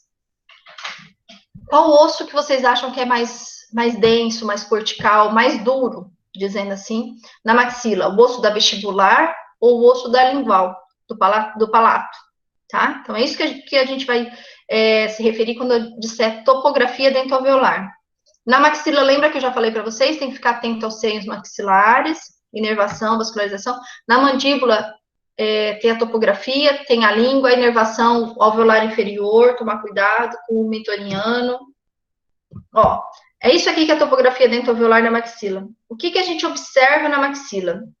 Que o osso da vestibular, ó, pessoal, é sempre o mais fino, tá? O palato é sempre o mais grosso, exceto, tem uma exceção. Aqui tá falando na mandíbula.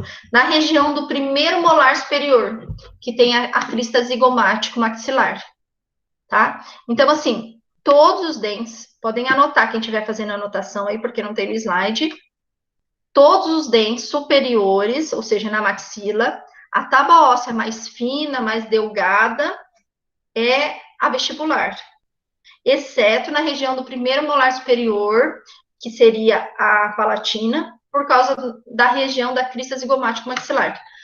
Mas por que eu tenho que saber isso?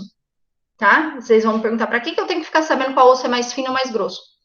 Quando vocês tiverem um fórceps, mexendo com fórceps, por exemplo, para que lado vocês vão poder forçar mais o osso? Tá? Quando você pegar num incisivo, eu forço mais para vestibular ou para lingual? Qual osso eu posso forçar mais? Sem dúvida, o osso mais fino. Tá? Então, você sempre vai forçar mais, vai aumentando a amplitude do movimento em relação ao vestibular, e não em relação ao palatino. Para isso que vocês têm que saber qual osso é mais fino, qual osso que é mais grosso. Olha aqui na mandíbula, só para vocês observarem. Ó, Tá vendo que o osso aqui da vestibular, na região anterior, na mandíbula, é mais fino. Olha aqui na lingual, é mais grosso, tá? Então, isso aqui na região anterior, ó, né? Até premolar, ó, até premolar a gente observa a mesma coisa, tá? Ó, canino, pré. Quando vai chegando na região dos molares, a gente observa uma diferença.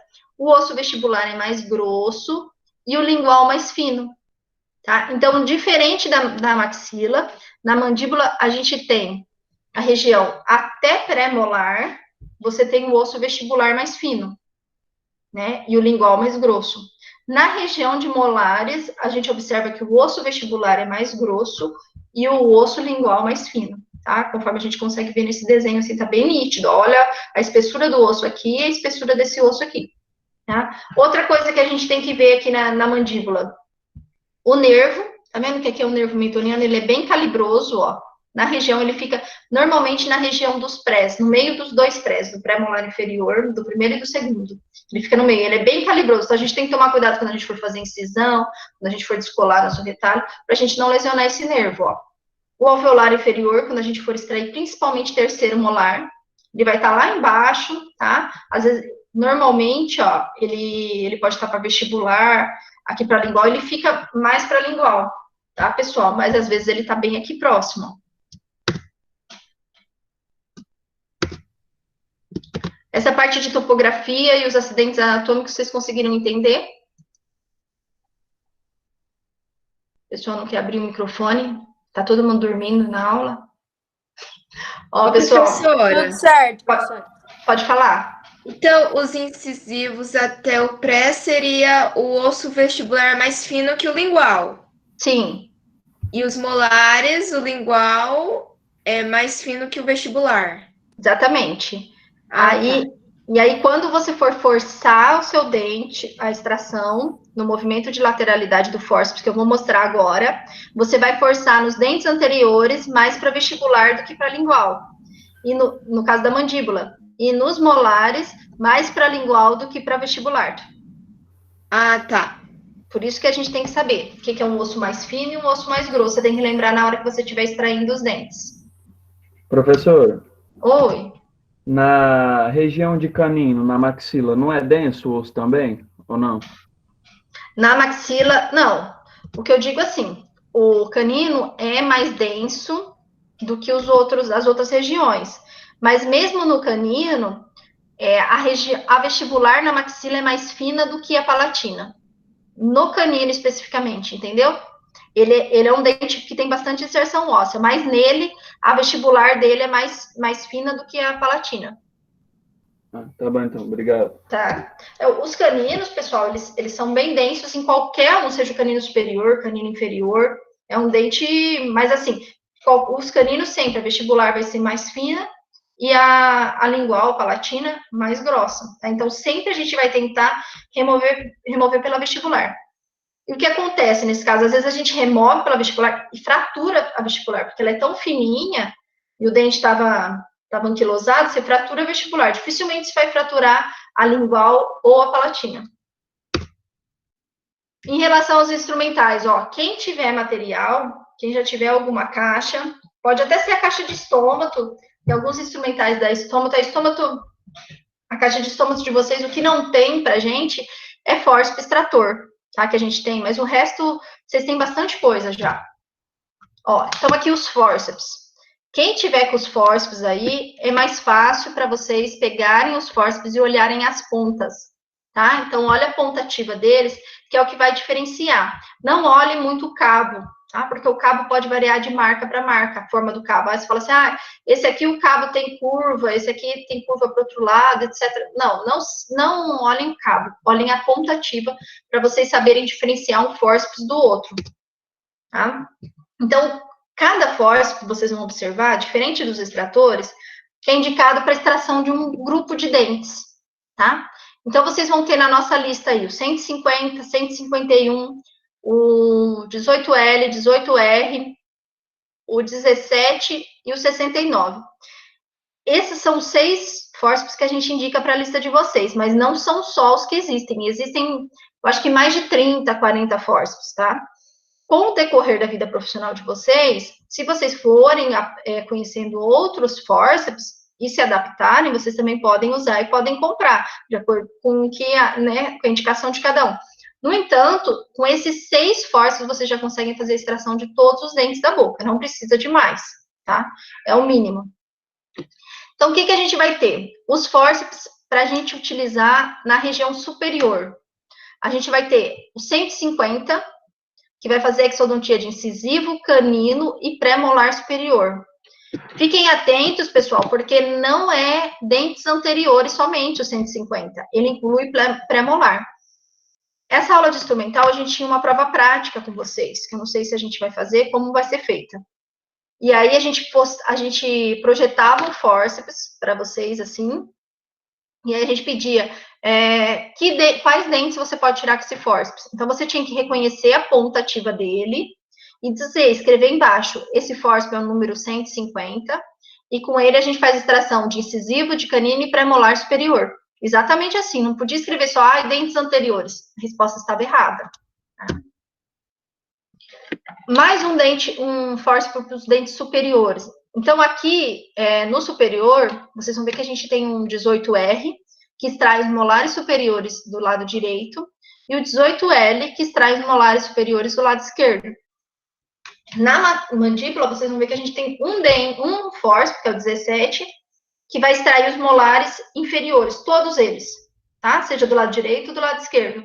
Então, quando vocês pegarem esses fórceps na mão, 18R e 18L, vocês vão ver que a garrinha, a diferença entre os dois, é que a garrinha são em lados opostos, tá? Então, a garrinha, ela fica na vestibular. Então, você coloca na boca, do lado direito, e a garrinha vai ficar, por exemplo, na vestibular dos molares direito. E o outro, você coloca do lado esquerdo, e a garrinha vai ficar do lado esquerdo. Tá? Então, quem tiver, ou quem... Deixa eu ver, aqui não vai dar para ver. Eu vou ver depois se eu tenho algum desenho. Mas estudem essa aula, esses fórceps, com os fórceps na mão. Tá? Olhem essa garrinha, peguem o 18R e 18L na mão e observem a diferença. Aí simulem que vocês estão extraindo os dentes de um paciente. Então, peguem uma bonequinha aí, né? Coloca uma bonequinha numa cadeira, extrai o dente direito dela, extrai o dente esquerdo, para vocês observarem certinho o lado que vai ficar. Tá? Para vocês entenderem isso que eu estou dizendo em relação à garrinha estar por vestibular. O 151 é o incisivo, canino e premolar inferior, tá? Como o superior é 150, o inferior, você usa o 151. Vocês vão ver que o 151 tem uma inclinação para baixo, que é para você ter acesso a esses dentes, tá? Naquela posição da cadeira. Lembra a cadeira que eu falei para extrair os dentes inferiores? Então, você tem que colocar a cadeira na posição, extrair com 151 os dentes anteriores, mais o premolar. O dente 17, ó, o que vocês observam do 17, que é diferente em relação aos 18R e 18L? Olha aqui, ele tem garrinha dos dois lados. Essa imagem aqui, você consegue ver as garrinhas. Para quê? Para que você coloque essa garrinha tanto nos molares do lado direito, como nos molares do lado esquerdo, tá? Então, esse aqui que é o 17, que serve para todos os molares inferiores. Tá? No superior, lembre-se, a gente tem o 18R para os molares do lado direito e 18L para os molares do lado esquerdo. Pra gente... Ô, professora. Oi, pode falar. Eu não peguei direito o 151. Ó. Isso. 150, como a gente tem o 150 para o superior, tá? No inferior, para extrair incisivo, canino e premolar, a gente usa o 151, tá? Então, eu normalmente, isso daí vocês têm que decorar. Número de fórceps não tem jeito. Não tem uma forma de memorizar. Então, o que eu penso? Para eu guardar. Então, eu olho o superior 150, o inferior 151. Aí, a gente pega o menor, vai ser 17, né? Entre 17 e 18, o menor 17. Então, 17 com 151 e 18L e 18R com 150. Tá? Então, a gente inverte. Aí, depois desses daí que eu falei para vocês, a gente tem o 65, que é o único que a gente indica para exodontia de raiz residual superior, tá, pessoal? Não extrai raiz residual inferior com 65. Às vezes, as raízes residuais, às vezes a gente usa o 151, tá? Às vezes você consegue uma pega ali, sabe, algum ponto de apoio com 151. Então, mas não podem usar o 65 para inferior, porque não dá, até a própria inclinação, o formato do 65, ele não é favorável para isso. Como que a gente segura, ó? Isso daqui é só uma foto, só para vocês observarem. Deixa eu ver se tem mais alguma pergunta aqui. Não tem. Observarem como é que pega, tá? A gente tem que pegar mesmo a empunhadura forte, tá? Com o fórceps. Dessa forma, assim, é difícil por videoaula a gente mostrar como pega, mas eu vou ver se eu faço um vídeo depois para vocês.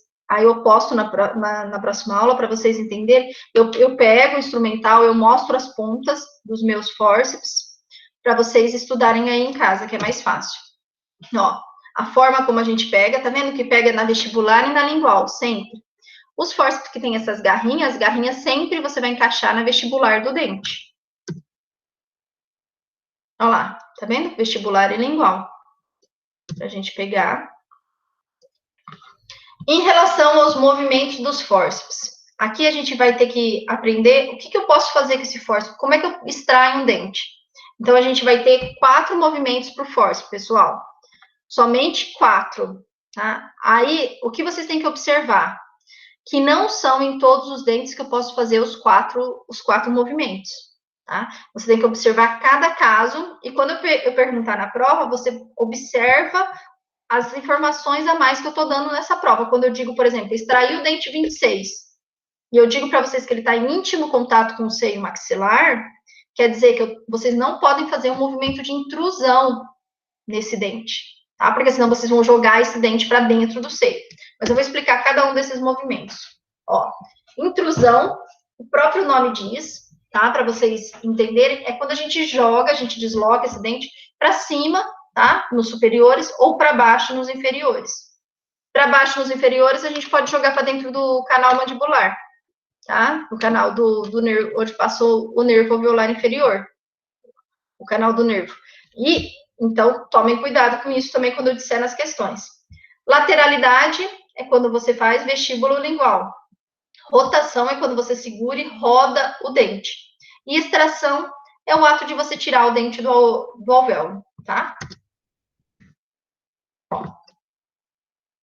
Aqui é a lateralidade, vestibular lingual. A rotação, ó, quando a gente gira. E a extração, quando a gente puxa o dente.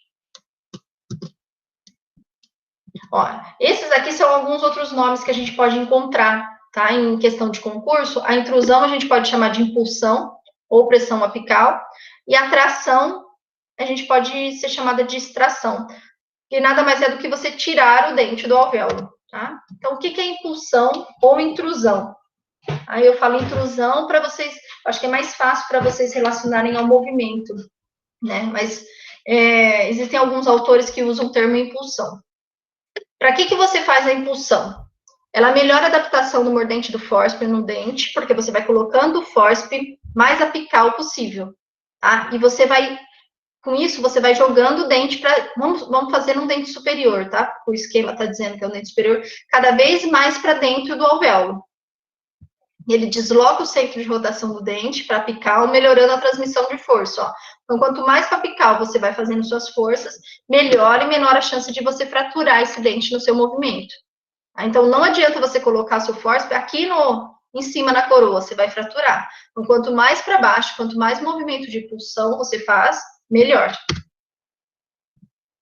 Lateralidade, ó. O que ela faz? O movimento de lateralidade para vestibular e para lingual, para vestibular e para lingual. Sempre é isso aqui, movimento de expansão ou lateralidade.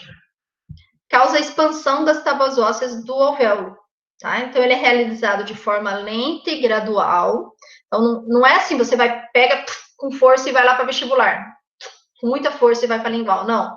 É de forma lenta e gradual. Então, a gente vai aumentando progressivamente a força, ampliando o movimento. Então, você vai um pouquinho para vestibular, aí você volta para lingual, vai um pouquinho mais para vestibular, aumenta a amplitude do movimento, volta para lingual um pouquinho mais, tá? E sempre você vai deslocar mais para o lado da tábua óssea mais fina. Lembre-se, nos dentes superiores a gente vai deslocar para vestibular, tá? Nos inferiores também, exceto no primeiro molar superior, né, que a gente desloca para lingual, e nos molares inferiores que a gente também desloca para lingual, tá? Isso daí é para isso que a gente tinha que saber topografia óssea, para a gente lembrar dessa lateralidade. Se você, por um acaso, trocar a ordem, na hora você não lembra, e troca a ordem, e fica forçando o dente para lingual, você vai quebrar, tá? Você vai me dizer, professor, eu não me adapto a fórceps, não consigo tirar nenhum dente com fórceps, todos os meus dentes eu quebro. Provavelmente você está indo para o lado, você está indo contra a própria natureza, indo para o lado contrário do que a tábua óssea já está dizendo para você ir. Tá? A própria tábua óssea está dizendo, vem para vestibular porque eu sou mais fina. Outro movimento é o de rotação. Você segura na coroa e roda mesmo o dente, tá? Ele promove uma dilatação das paredes do alvéolo, mas não é tanto. A expansão ou a lateralidade é mais. Ele rompe as fibras do ligamento periodontal quando você roda. E o que é interessante no movimento de rotação que vocês não podem esquecer? Não pode fazer rotação em dentes multirradiculares. Mas por quê? Porque senão eu vou quebrar. Vocês concordam que quando tem mais de uma raiz, cada raiz está segurando num ponto? Tá? Então, aí você fratura. Exceto quando eu posso fazer no molar, por exemplo, que é multirradicular, depois do seccionamento. Depois que você seccionou, individualizou as raízes, você pode fazer movimento de rotação. Do contrário, não pode. Então, qual que é a indicação dele? Dentes unirradiculares, dentes com apenas uma raiz, com raízes cônicas, sem dilacerações apicais. Você, eu posso tentar fazer com dilaceração apical? Você pode tentar. Se você forçar muito, você vai fraturar o ápice. Tá? E aí a cirurgia, a extração pode ficar um pouquinho mais complicada. Se você não forçar, o dente não vai sair. Tá? Então, fiquem atentos aos movimentos de rotação. Pré-molar também, pré-molar superior, você não pode fazer movimento de rotação. Você tem que seccionar as raízes antes. Atração ou extração é quando a gente tira. Tá? Então, todos os dentes, a gente vai fazer esse movimento. O de tração e extração sempre. Não tem que questionar. Tá? A rotação tem que avaliar cada caso. A impulsão também você tem que tomar cuidado com as estruturas anatômicas. E o de lateralidade também sempre. Tá? Quando eu perguntar, no caso clínico, indicar um dente, eu vou falar quais são os movimentos que a gente pode fazer. Tá? E aí vocês vão estar dentro desses 4 movimentos com fórceps, aí vocês selecionam, e não esqueçam do movimento de tração ou extração, que está presente em todos. Ô, professora. Oi. No caso da impulsão, eu posso fazer em qualquer dente, desde que eu faça com cautela, ou nos que tem tipo, acesso ao seio maxilar, eu não posso fazer de nenhum jeito? Não, pode. Você pode fazer em todos os dentes, até mesmo aqueles que estão próximos ao seio maxilar, porque assim, na verdade, a radiografia, ela não é 100% a clínica, tá? O que você tem que tomar cuidado é que se você fizer uma impulsão muito forte, está próximo do seio, você pode jogar seu dente lá para dentro, tá? Então, você pode fazer sim, não precisa se preocupar, mas exatamente isso que você disse, com cautela, tá? Tá bom, obrigado.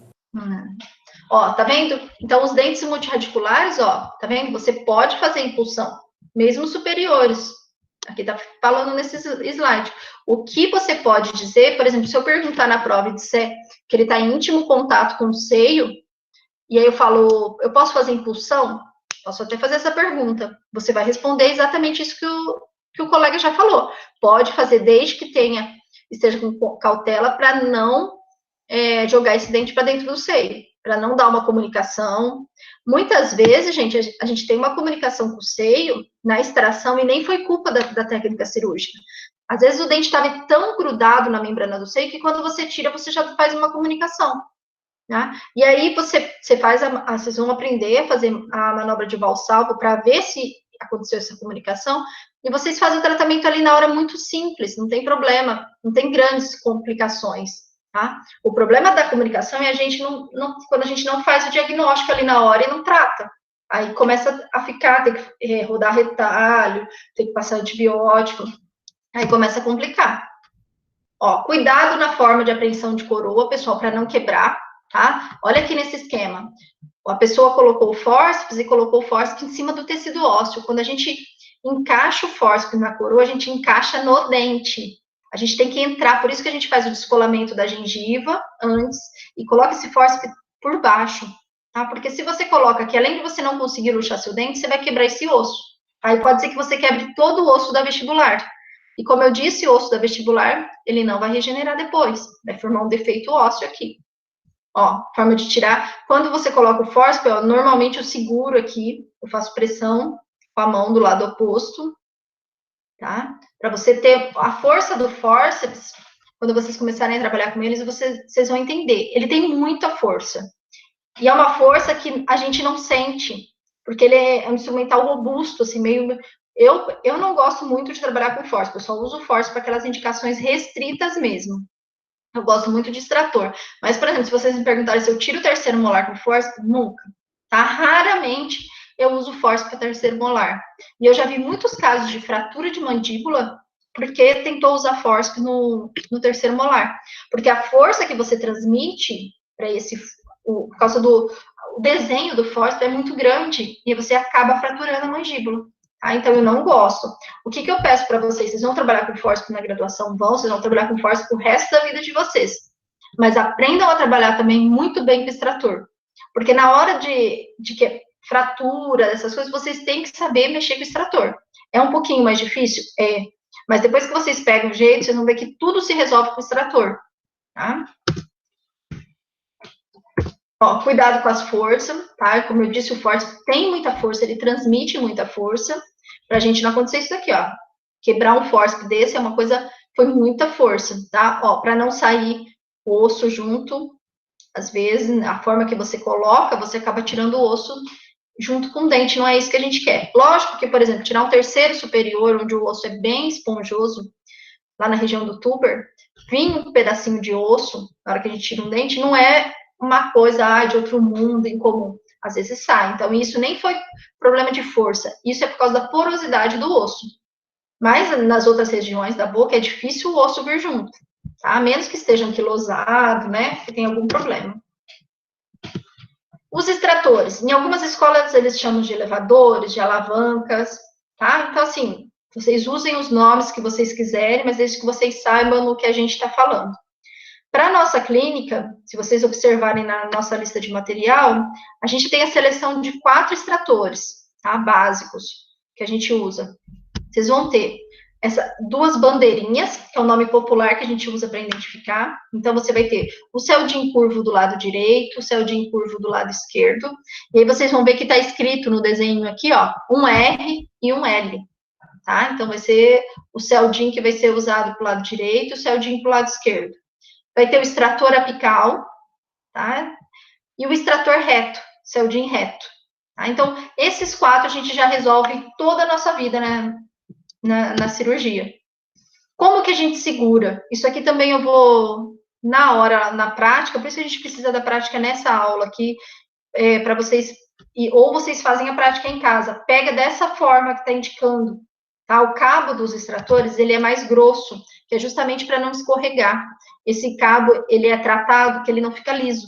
As marcas como a Quinelato, por exemplo, eles fazem umas ranhuras, que é para não escorregar da palma da mão. Ó, a palma fica no cabo, tá vendo? E o dedo indicador ali é para ele direcionar a ponta ativa do instrumental. Por isso que a gente segura dessa forma. Ó, qual que é a indicação do uso de extrator? Eu gosto dessa indicação aqui, e a gente encontra nos livros, né, na literatura. Luxação inicial do dente. Você fala, mas mesmo um dente que tem apoio para o fórceps, você luxa um pouquinho? Sim. Muitas vezes eu pego e coloco o extrator ali no comecinho, no dente. Lembre-se que o extrator tem que estar apoiado no dente e no osso remanescente ali. Não pode estar apoiado no dente vizinho. Porque senão você extrai os dois. Né? Ao invés de você extrair só aquele que você quer, você extrai o dente do lado. Então, eu coloco ele ali, eu faço um movimento de extração bem leve, tá? Para poder extrair, luxar um pouquinho o dente. Eu não vou extrair com o extrator. E depois eu coloco o fórceps, tá? Em dentes que tem coroa rígida. Em outra indicação, quando não tem apoio para o fórceps, você usa também os extratores. Sempre que a gente não consegue usar o fórceps, a nossa opção são os extratores. Por exemplo, restos radiculares, dentes com grande destruição coronária, tá? Que eu já fui falando na aula para vocês.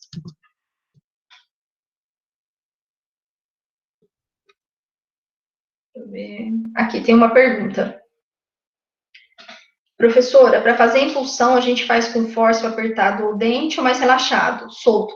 Gente, sempre o fórceps tem que estar bem adaptado ao dente, tá? Não pode estar frouxo, porque senão você não consegue movimentar o dente.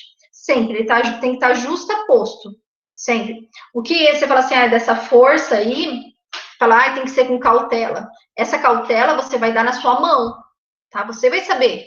Não é o aperto ou não do dente. Você pode apertar a coroa, não tem problema. É a sua mão que vai dizer o quanto você pode impulsionar esse dente ou não.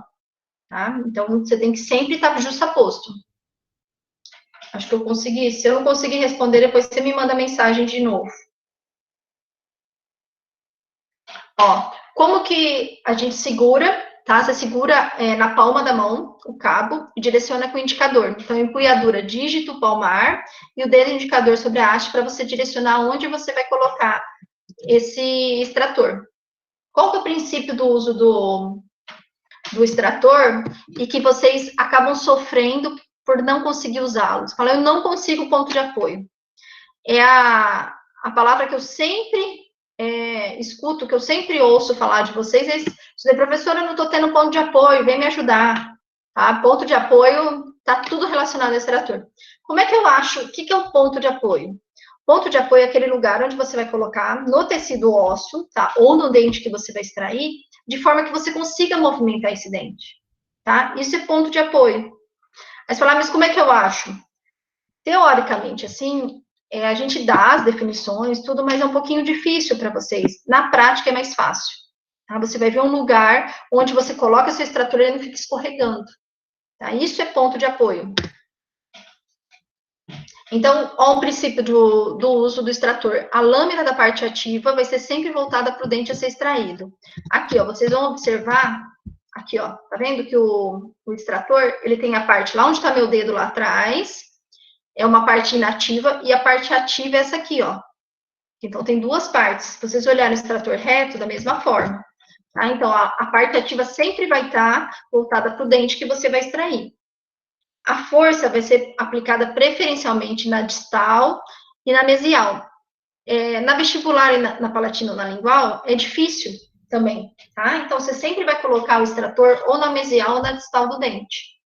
Evitar vestibular. A palatina e a lingual são também regiões que você, por exemplo, na palatina, se você apoia na palatina, no palato, por exemplo, você pode perfurar seu palato, se ele escapar. Então, a gente evita sempre colocar extrator no palato. Tá? Sempre colocar ou na vestibular ou na lingual para você conseguir o seu ponto de apoio. Vai inserir o extrator no espaço do ligamento periodontal. Tá vendo aqui? Apoiado. Aqui tem o dente e aqui tem o tecido ósseo, a crista óssea. Nunca apoiado no dente. Evitar usar o dente como apoio do outro lado. Por quê? Porque senão, quando você for extrair esse dente você vai luxar para o lado contrário. E ao invés de você extrair um dente, você acaba extraindo dois. Tá? Então, nunca apoiar em dente. Sempre a gente vai apoiar no dente e no tecido ósseo aqui. Estou acompanhando aqui para ver se tem...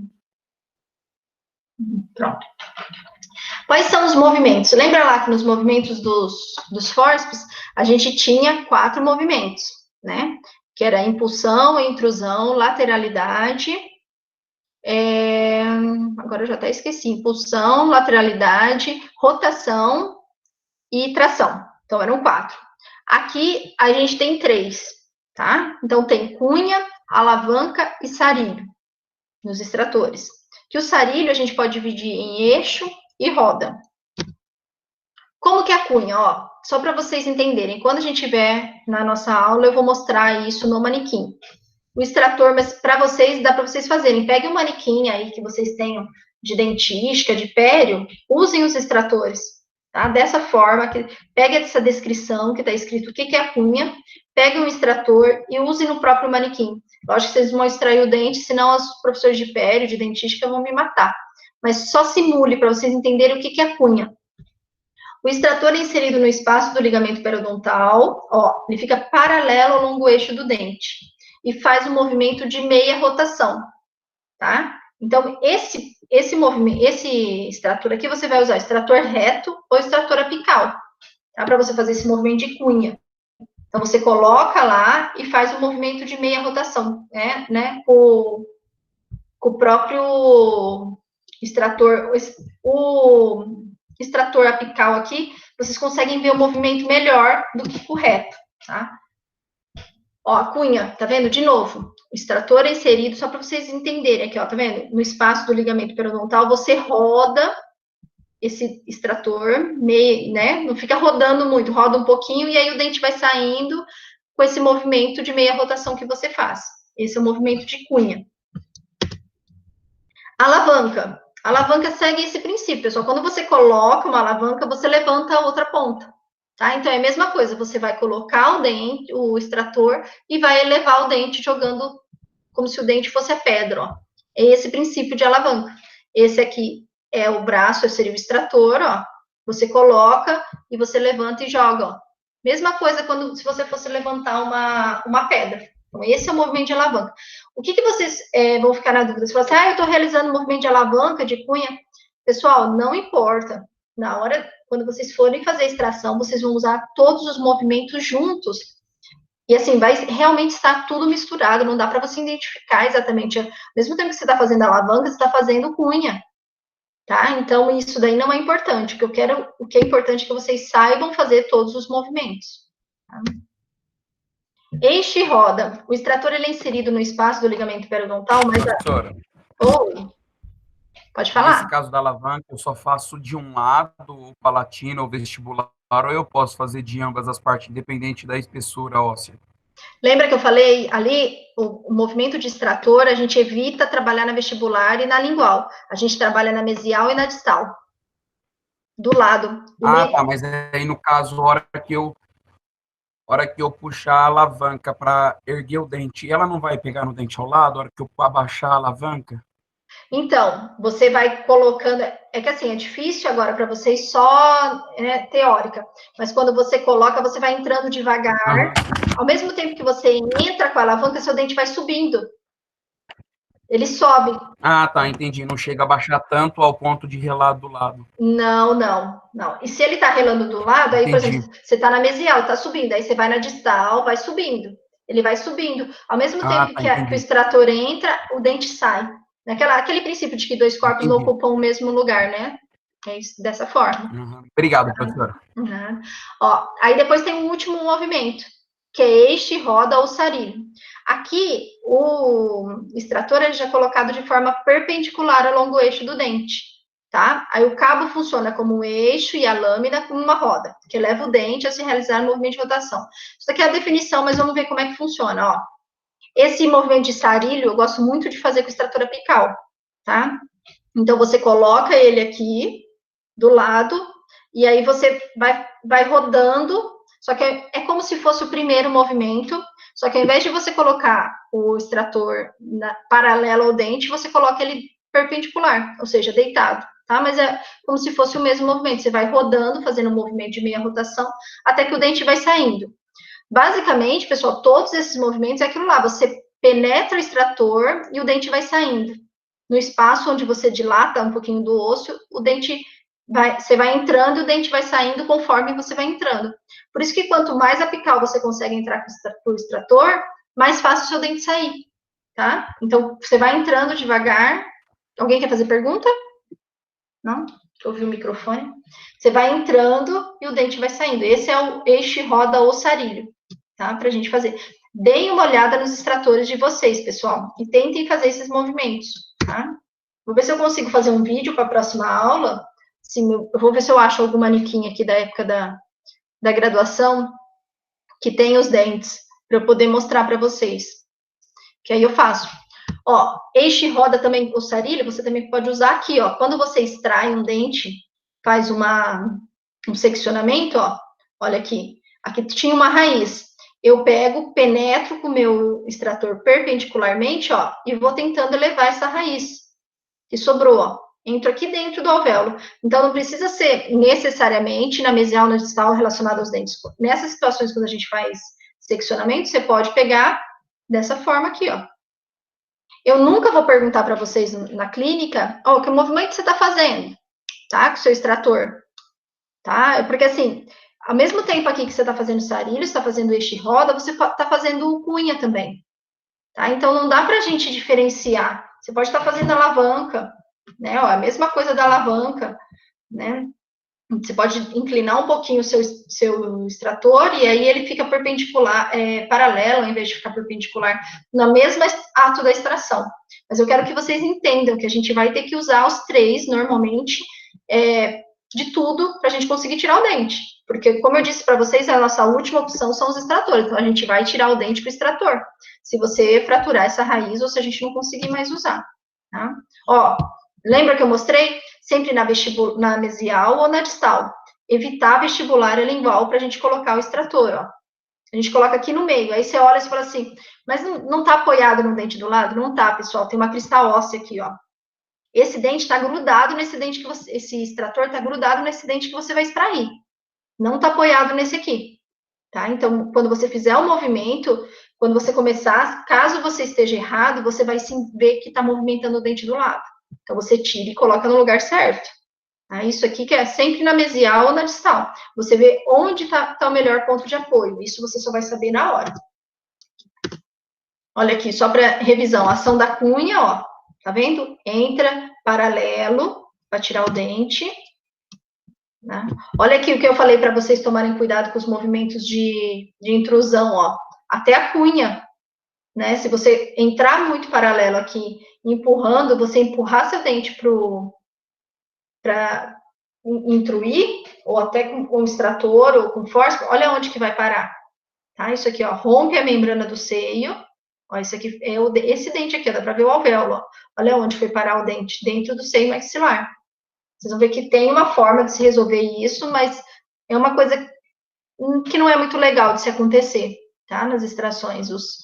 A gente pega na faculdade muitos casos de dentistas, às vezes dentistas experientes, que acontecem isso daí e nos procuram, né, para remover, porque como eles já têm um tempo de formado, sempre fizeram extração, nunca aconteceu nada, e de repente acontece, eles vão até meio sem graça nos procurar para a gente tirar fazer a remoção desses dentes. Até, assim, né, a gente fica meio sem graça de tirar, mas assim, é uma coisa, por isso que eu peço para vocês, tentar evitar sempre o movimento de intrusão nessas situações, quando vocês estão vendo que o dente está indo muito lá para cima, calma e para de fazer esse movimento, tá? Se vocês estão percebendo que o objetivo desses extratores é a gente jogar o dente para fora do alvéolo e não intruí-lo mais. Se você perceber que você está empurrando, refaz, repensa esse movimento, porque esse movimento não está certo. Ó, a ação do sarilho, tá? Que eu já mostrei para vocês, que a gente entra com o extrator perpendicular, e aí vai jogando o dente para cima. Sempre para fora, tá vendo, pessoal? Nunca para dentro.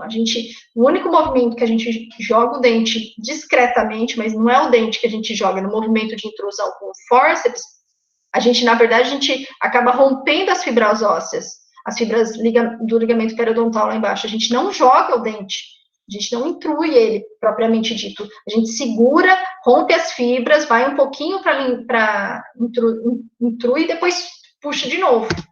Tá? Ó, aqui, ó, um extrator na mesial de um terceiro molar, ó, tá vendo? É um terceiro que você fala assim, mas por que você não tira com fórceps? Parece que ele tá inteiro, ele não tá inteiro, pessoal. Se vocês observarem aqui esse segundo, esse terceiro tem impactado aqui embaixo, ó. Se você for com fórceps, o que pode acontecer é você quebrar esse segundo molar aqui, ó. Agora, se você for com o extrator aqui e jogar ele para distal, você tira essa impacção e o dente sai inteiro, tá? Ó, tá vendo? Mas você tem que jogar ele para distal. Você não pode levantar. Então, por isso que eu não gosto de tirar terceiro inferior com fórceps. tá? Só se ele tiver erupcionado lá inteiro, aí sim, mas esses que estão um pouquinho impactados, quando você luxa vestíbulo lingual, você acaba quebrando, porque ele não está só impactado aqui, ele está impactado aqui embaixo do segundo. Então, você tem que preservar o segundo molar, ninguém quer tirar o terceiro e perder o segundo. Ó, tá vendo? Para extrair, ó, ele sai inteiro, com cuidado, tá? Ação da alavanca, que a gente já falou também como é que faz a alavanca.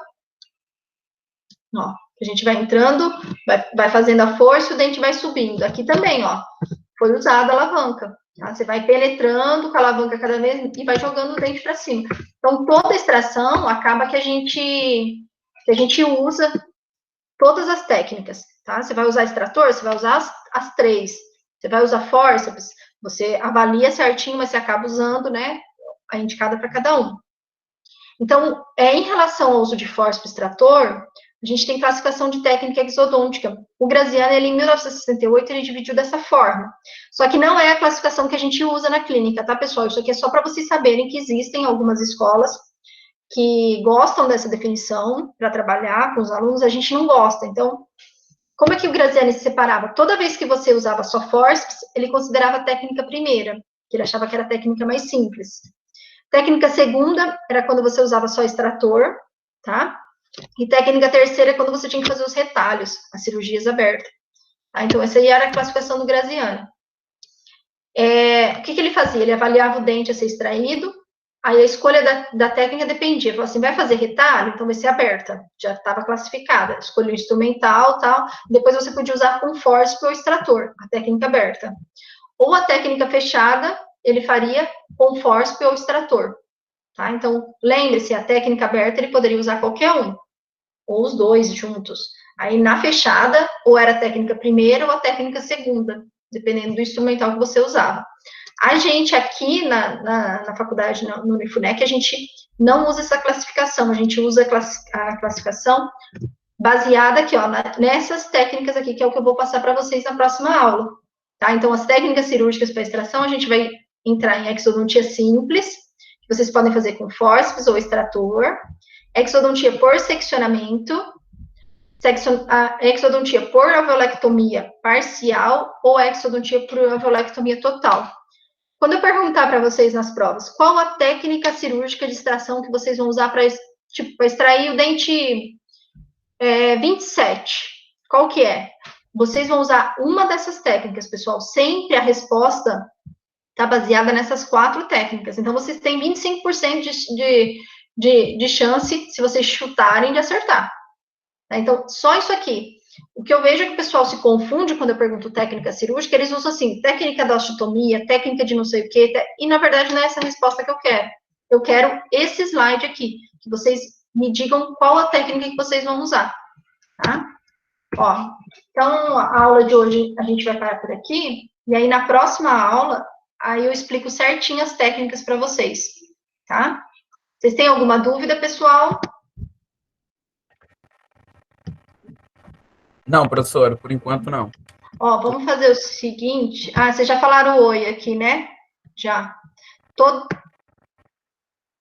Ah, tá falando agora não. Eu vou seguir depois o chat para fazer a chamada, tá?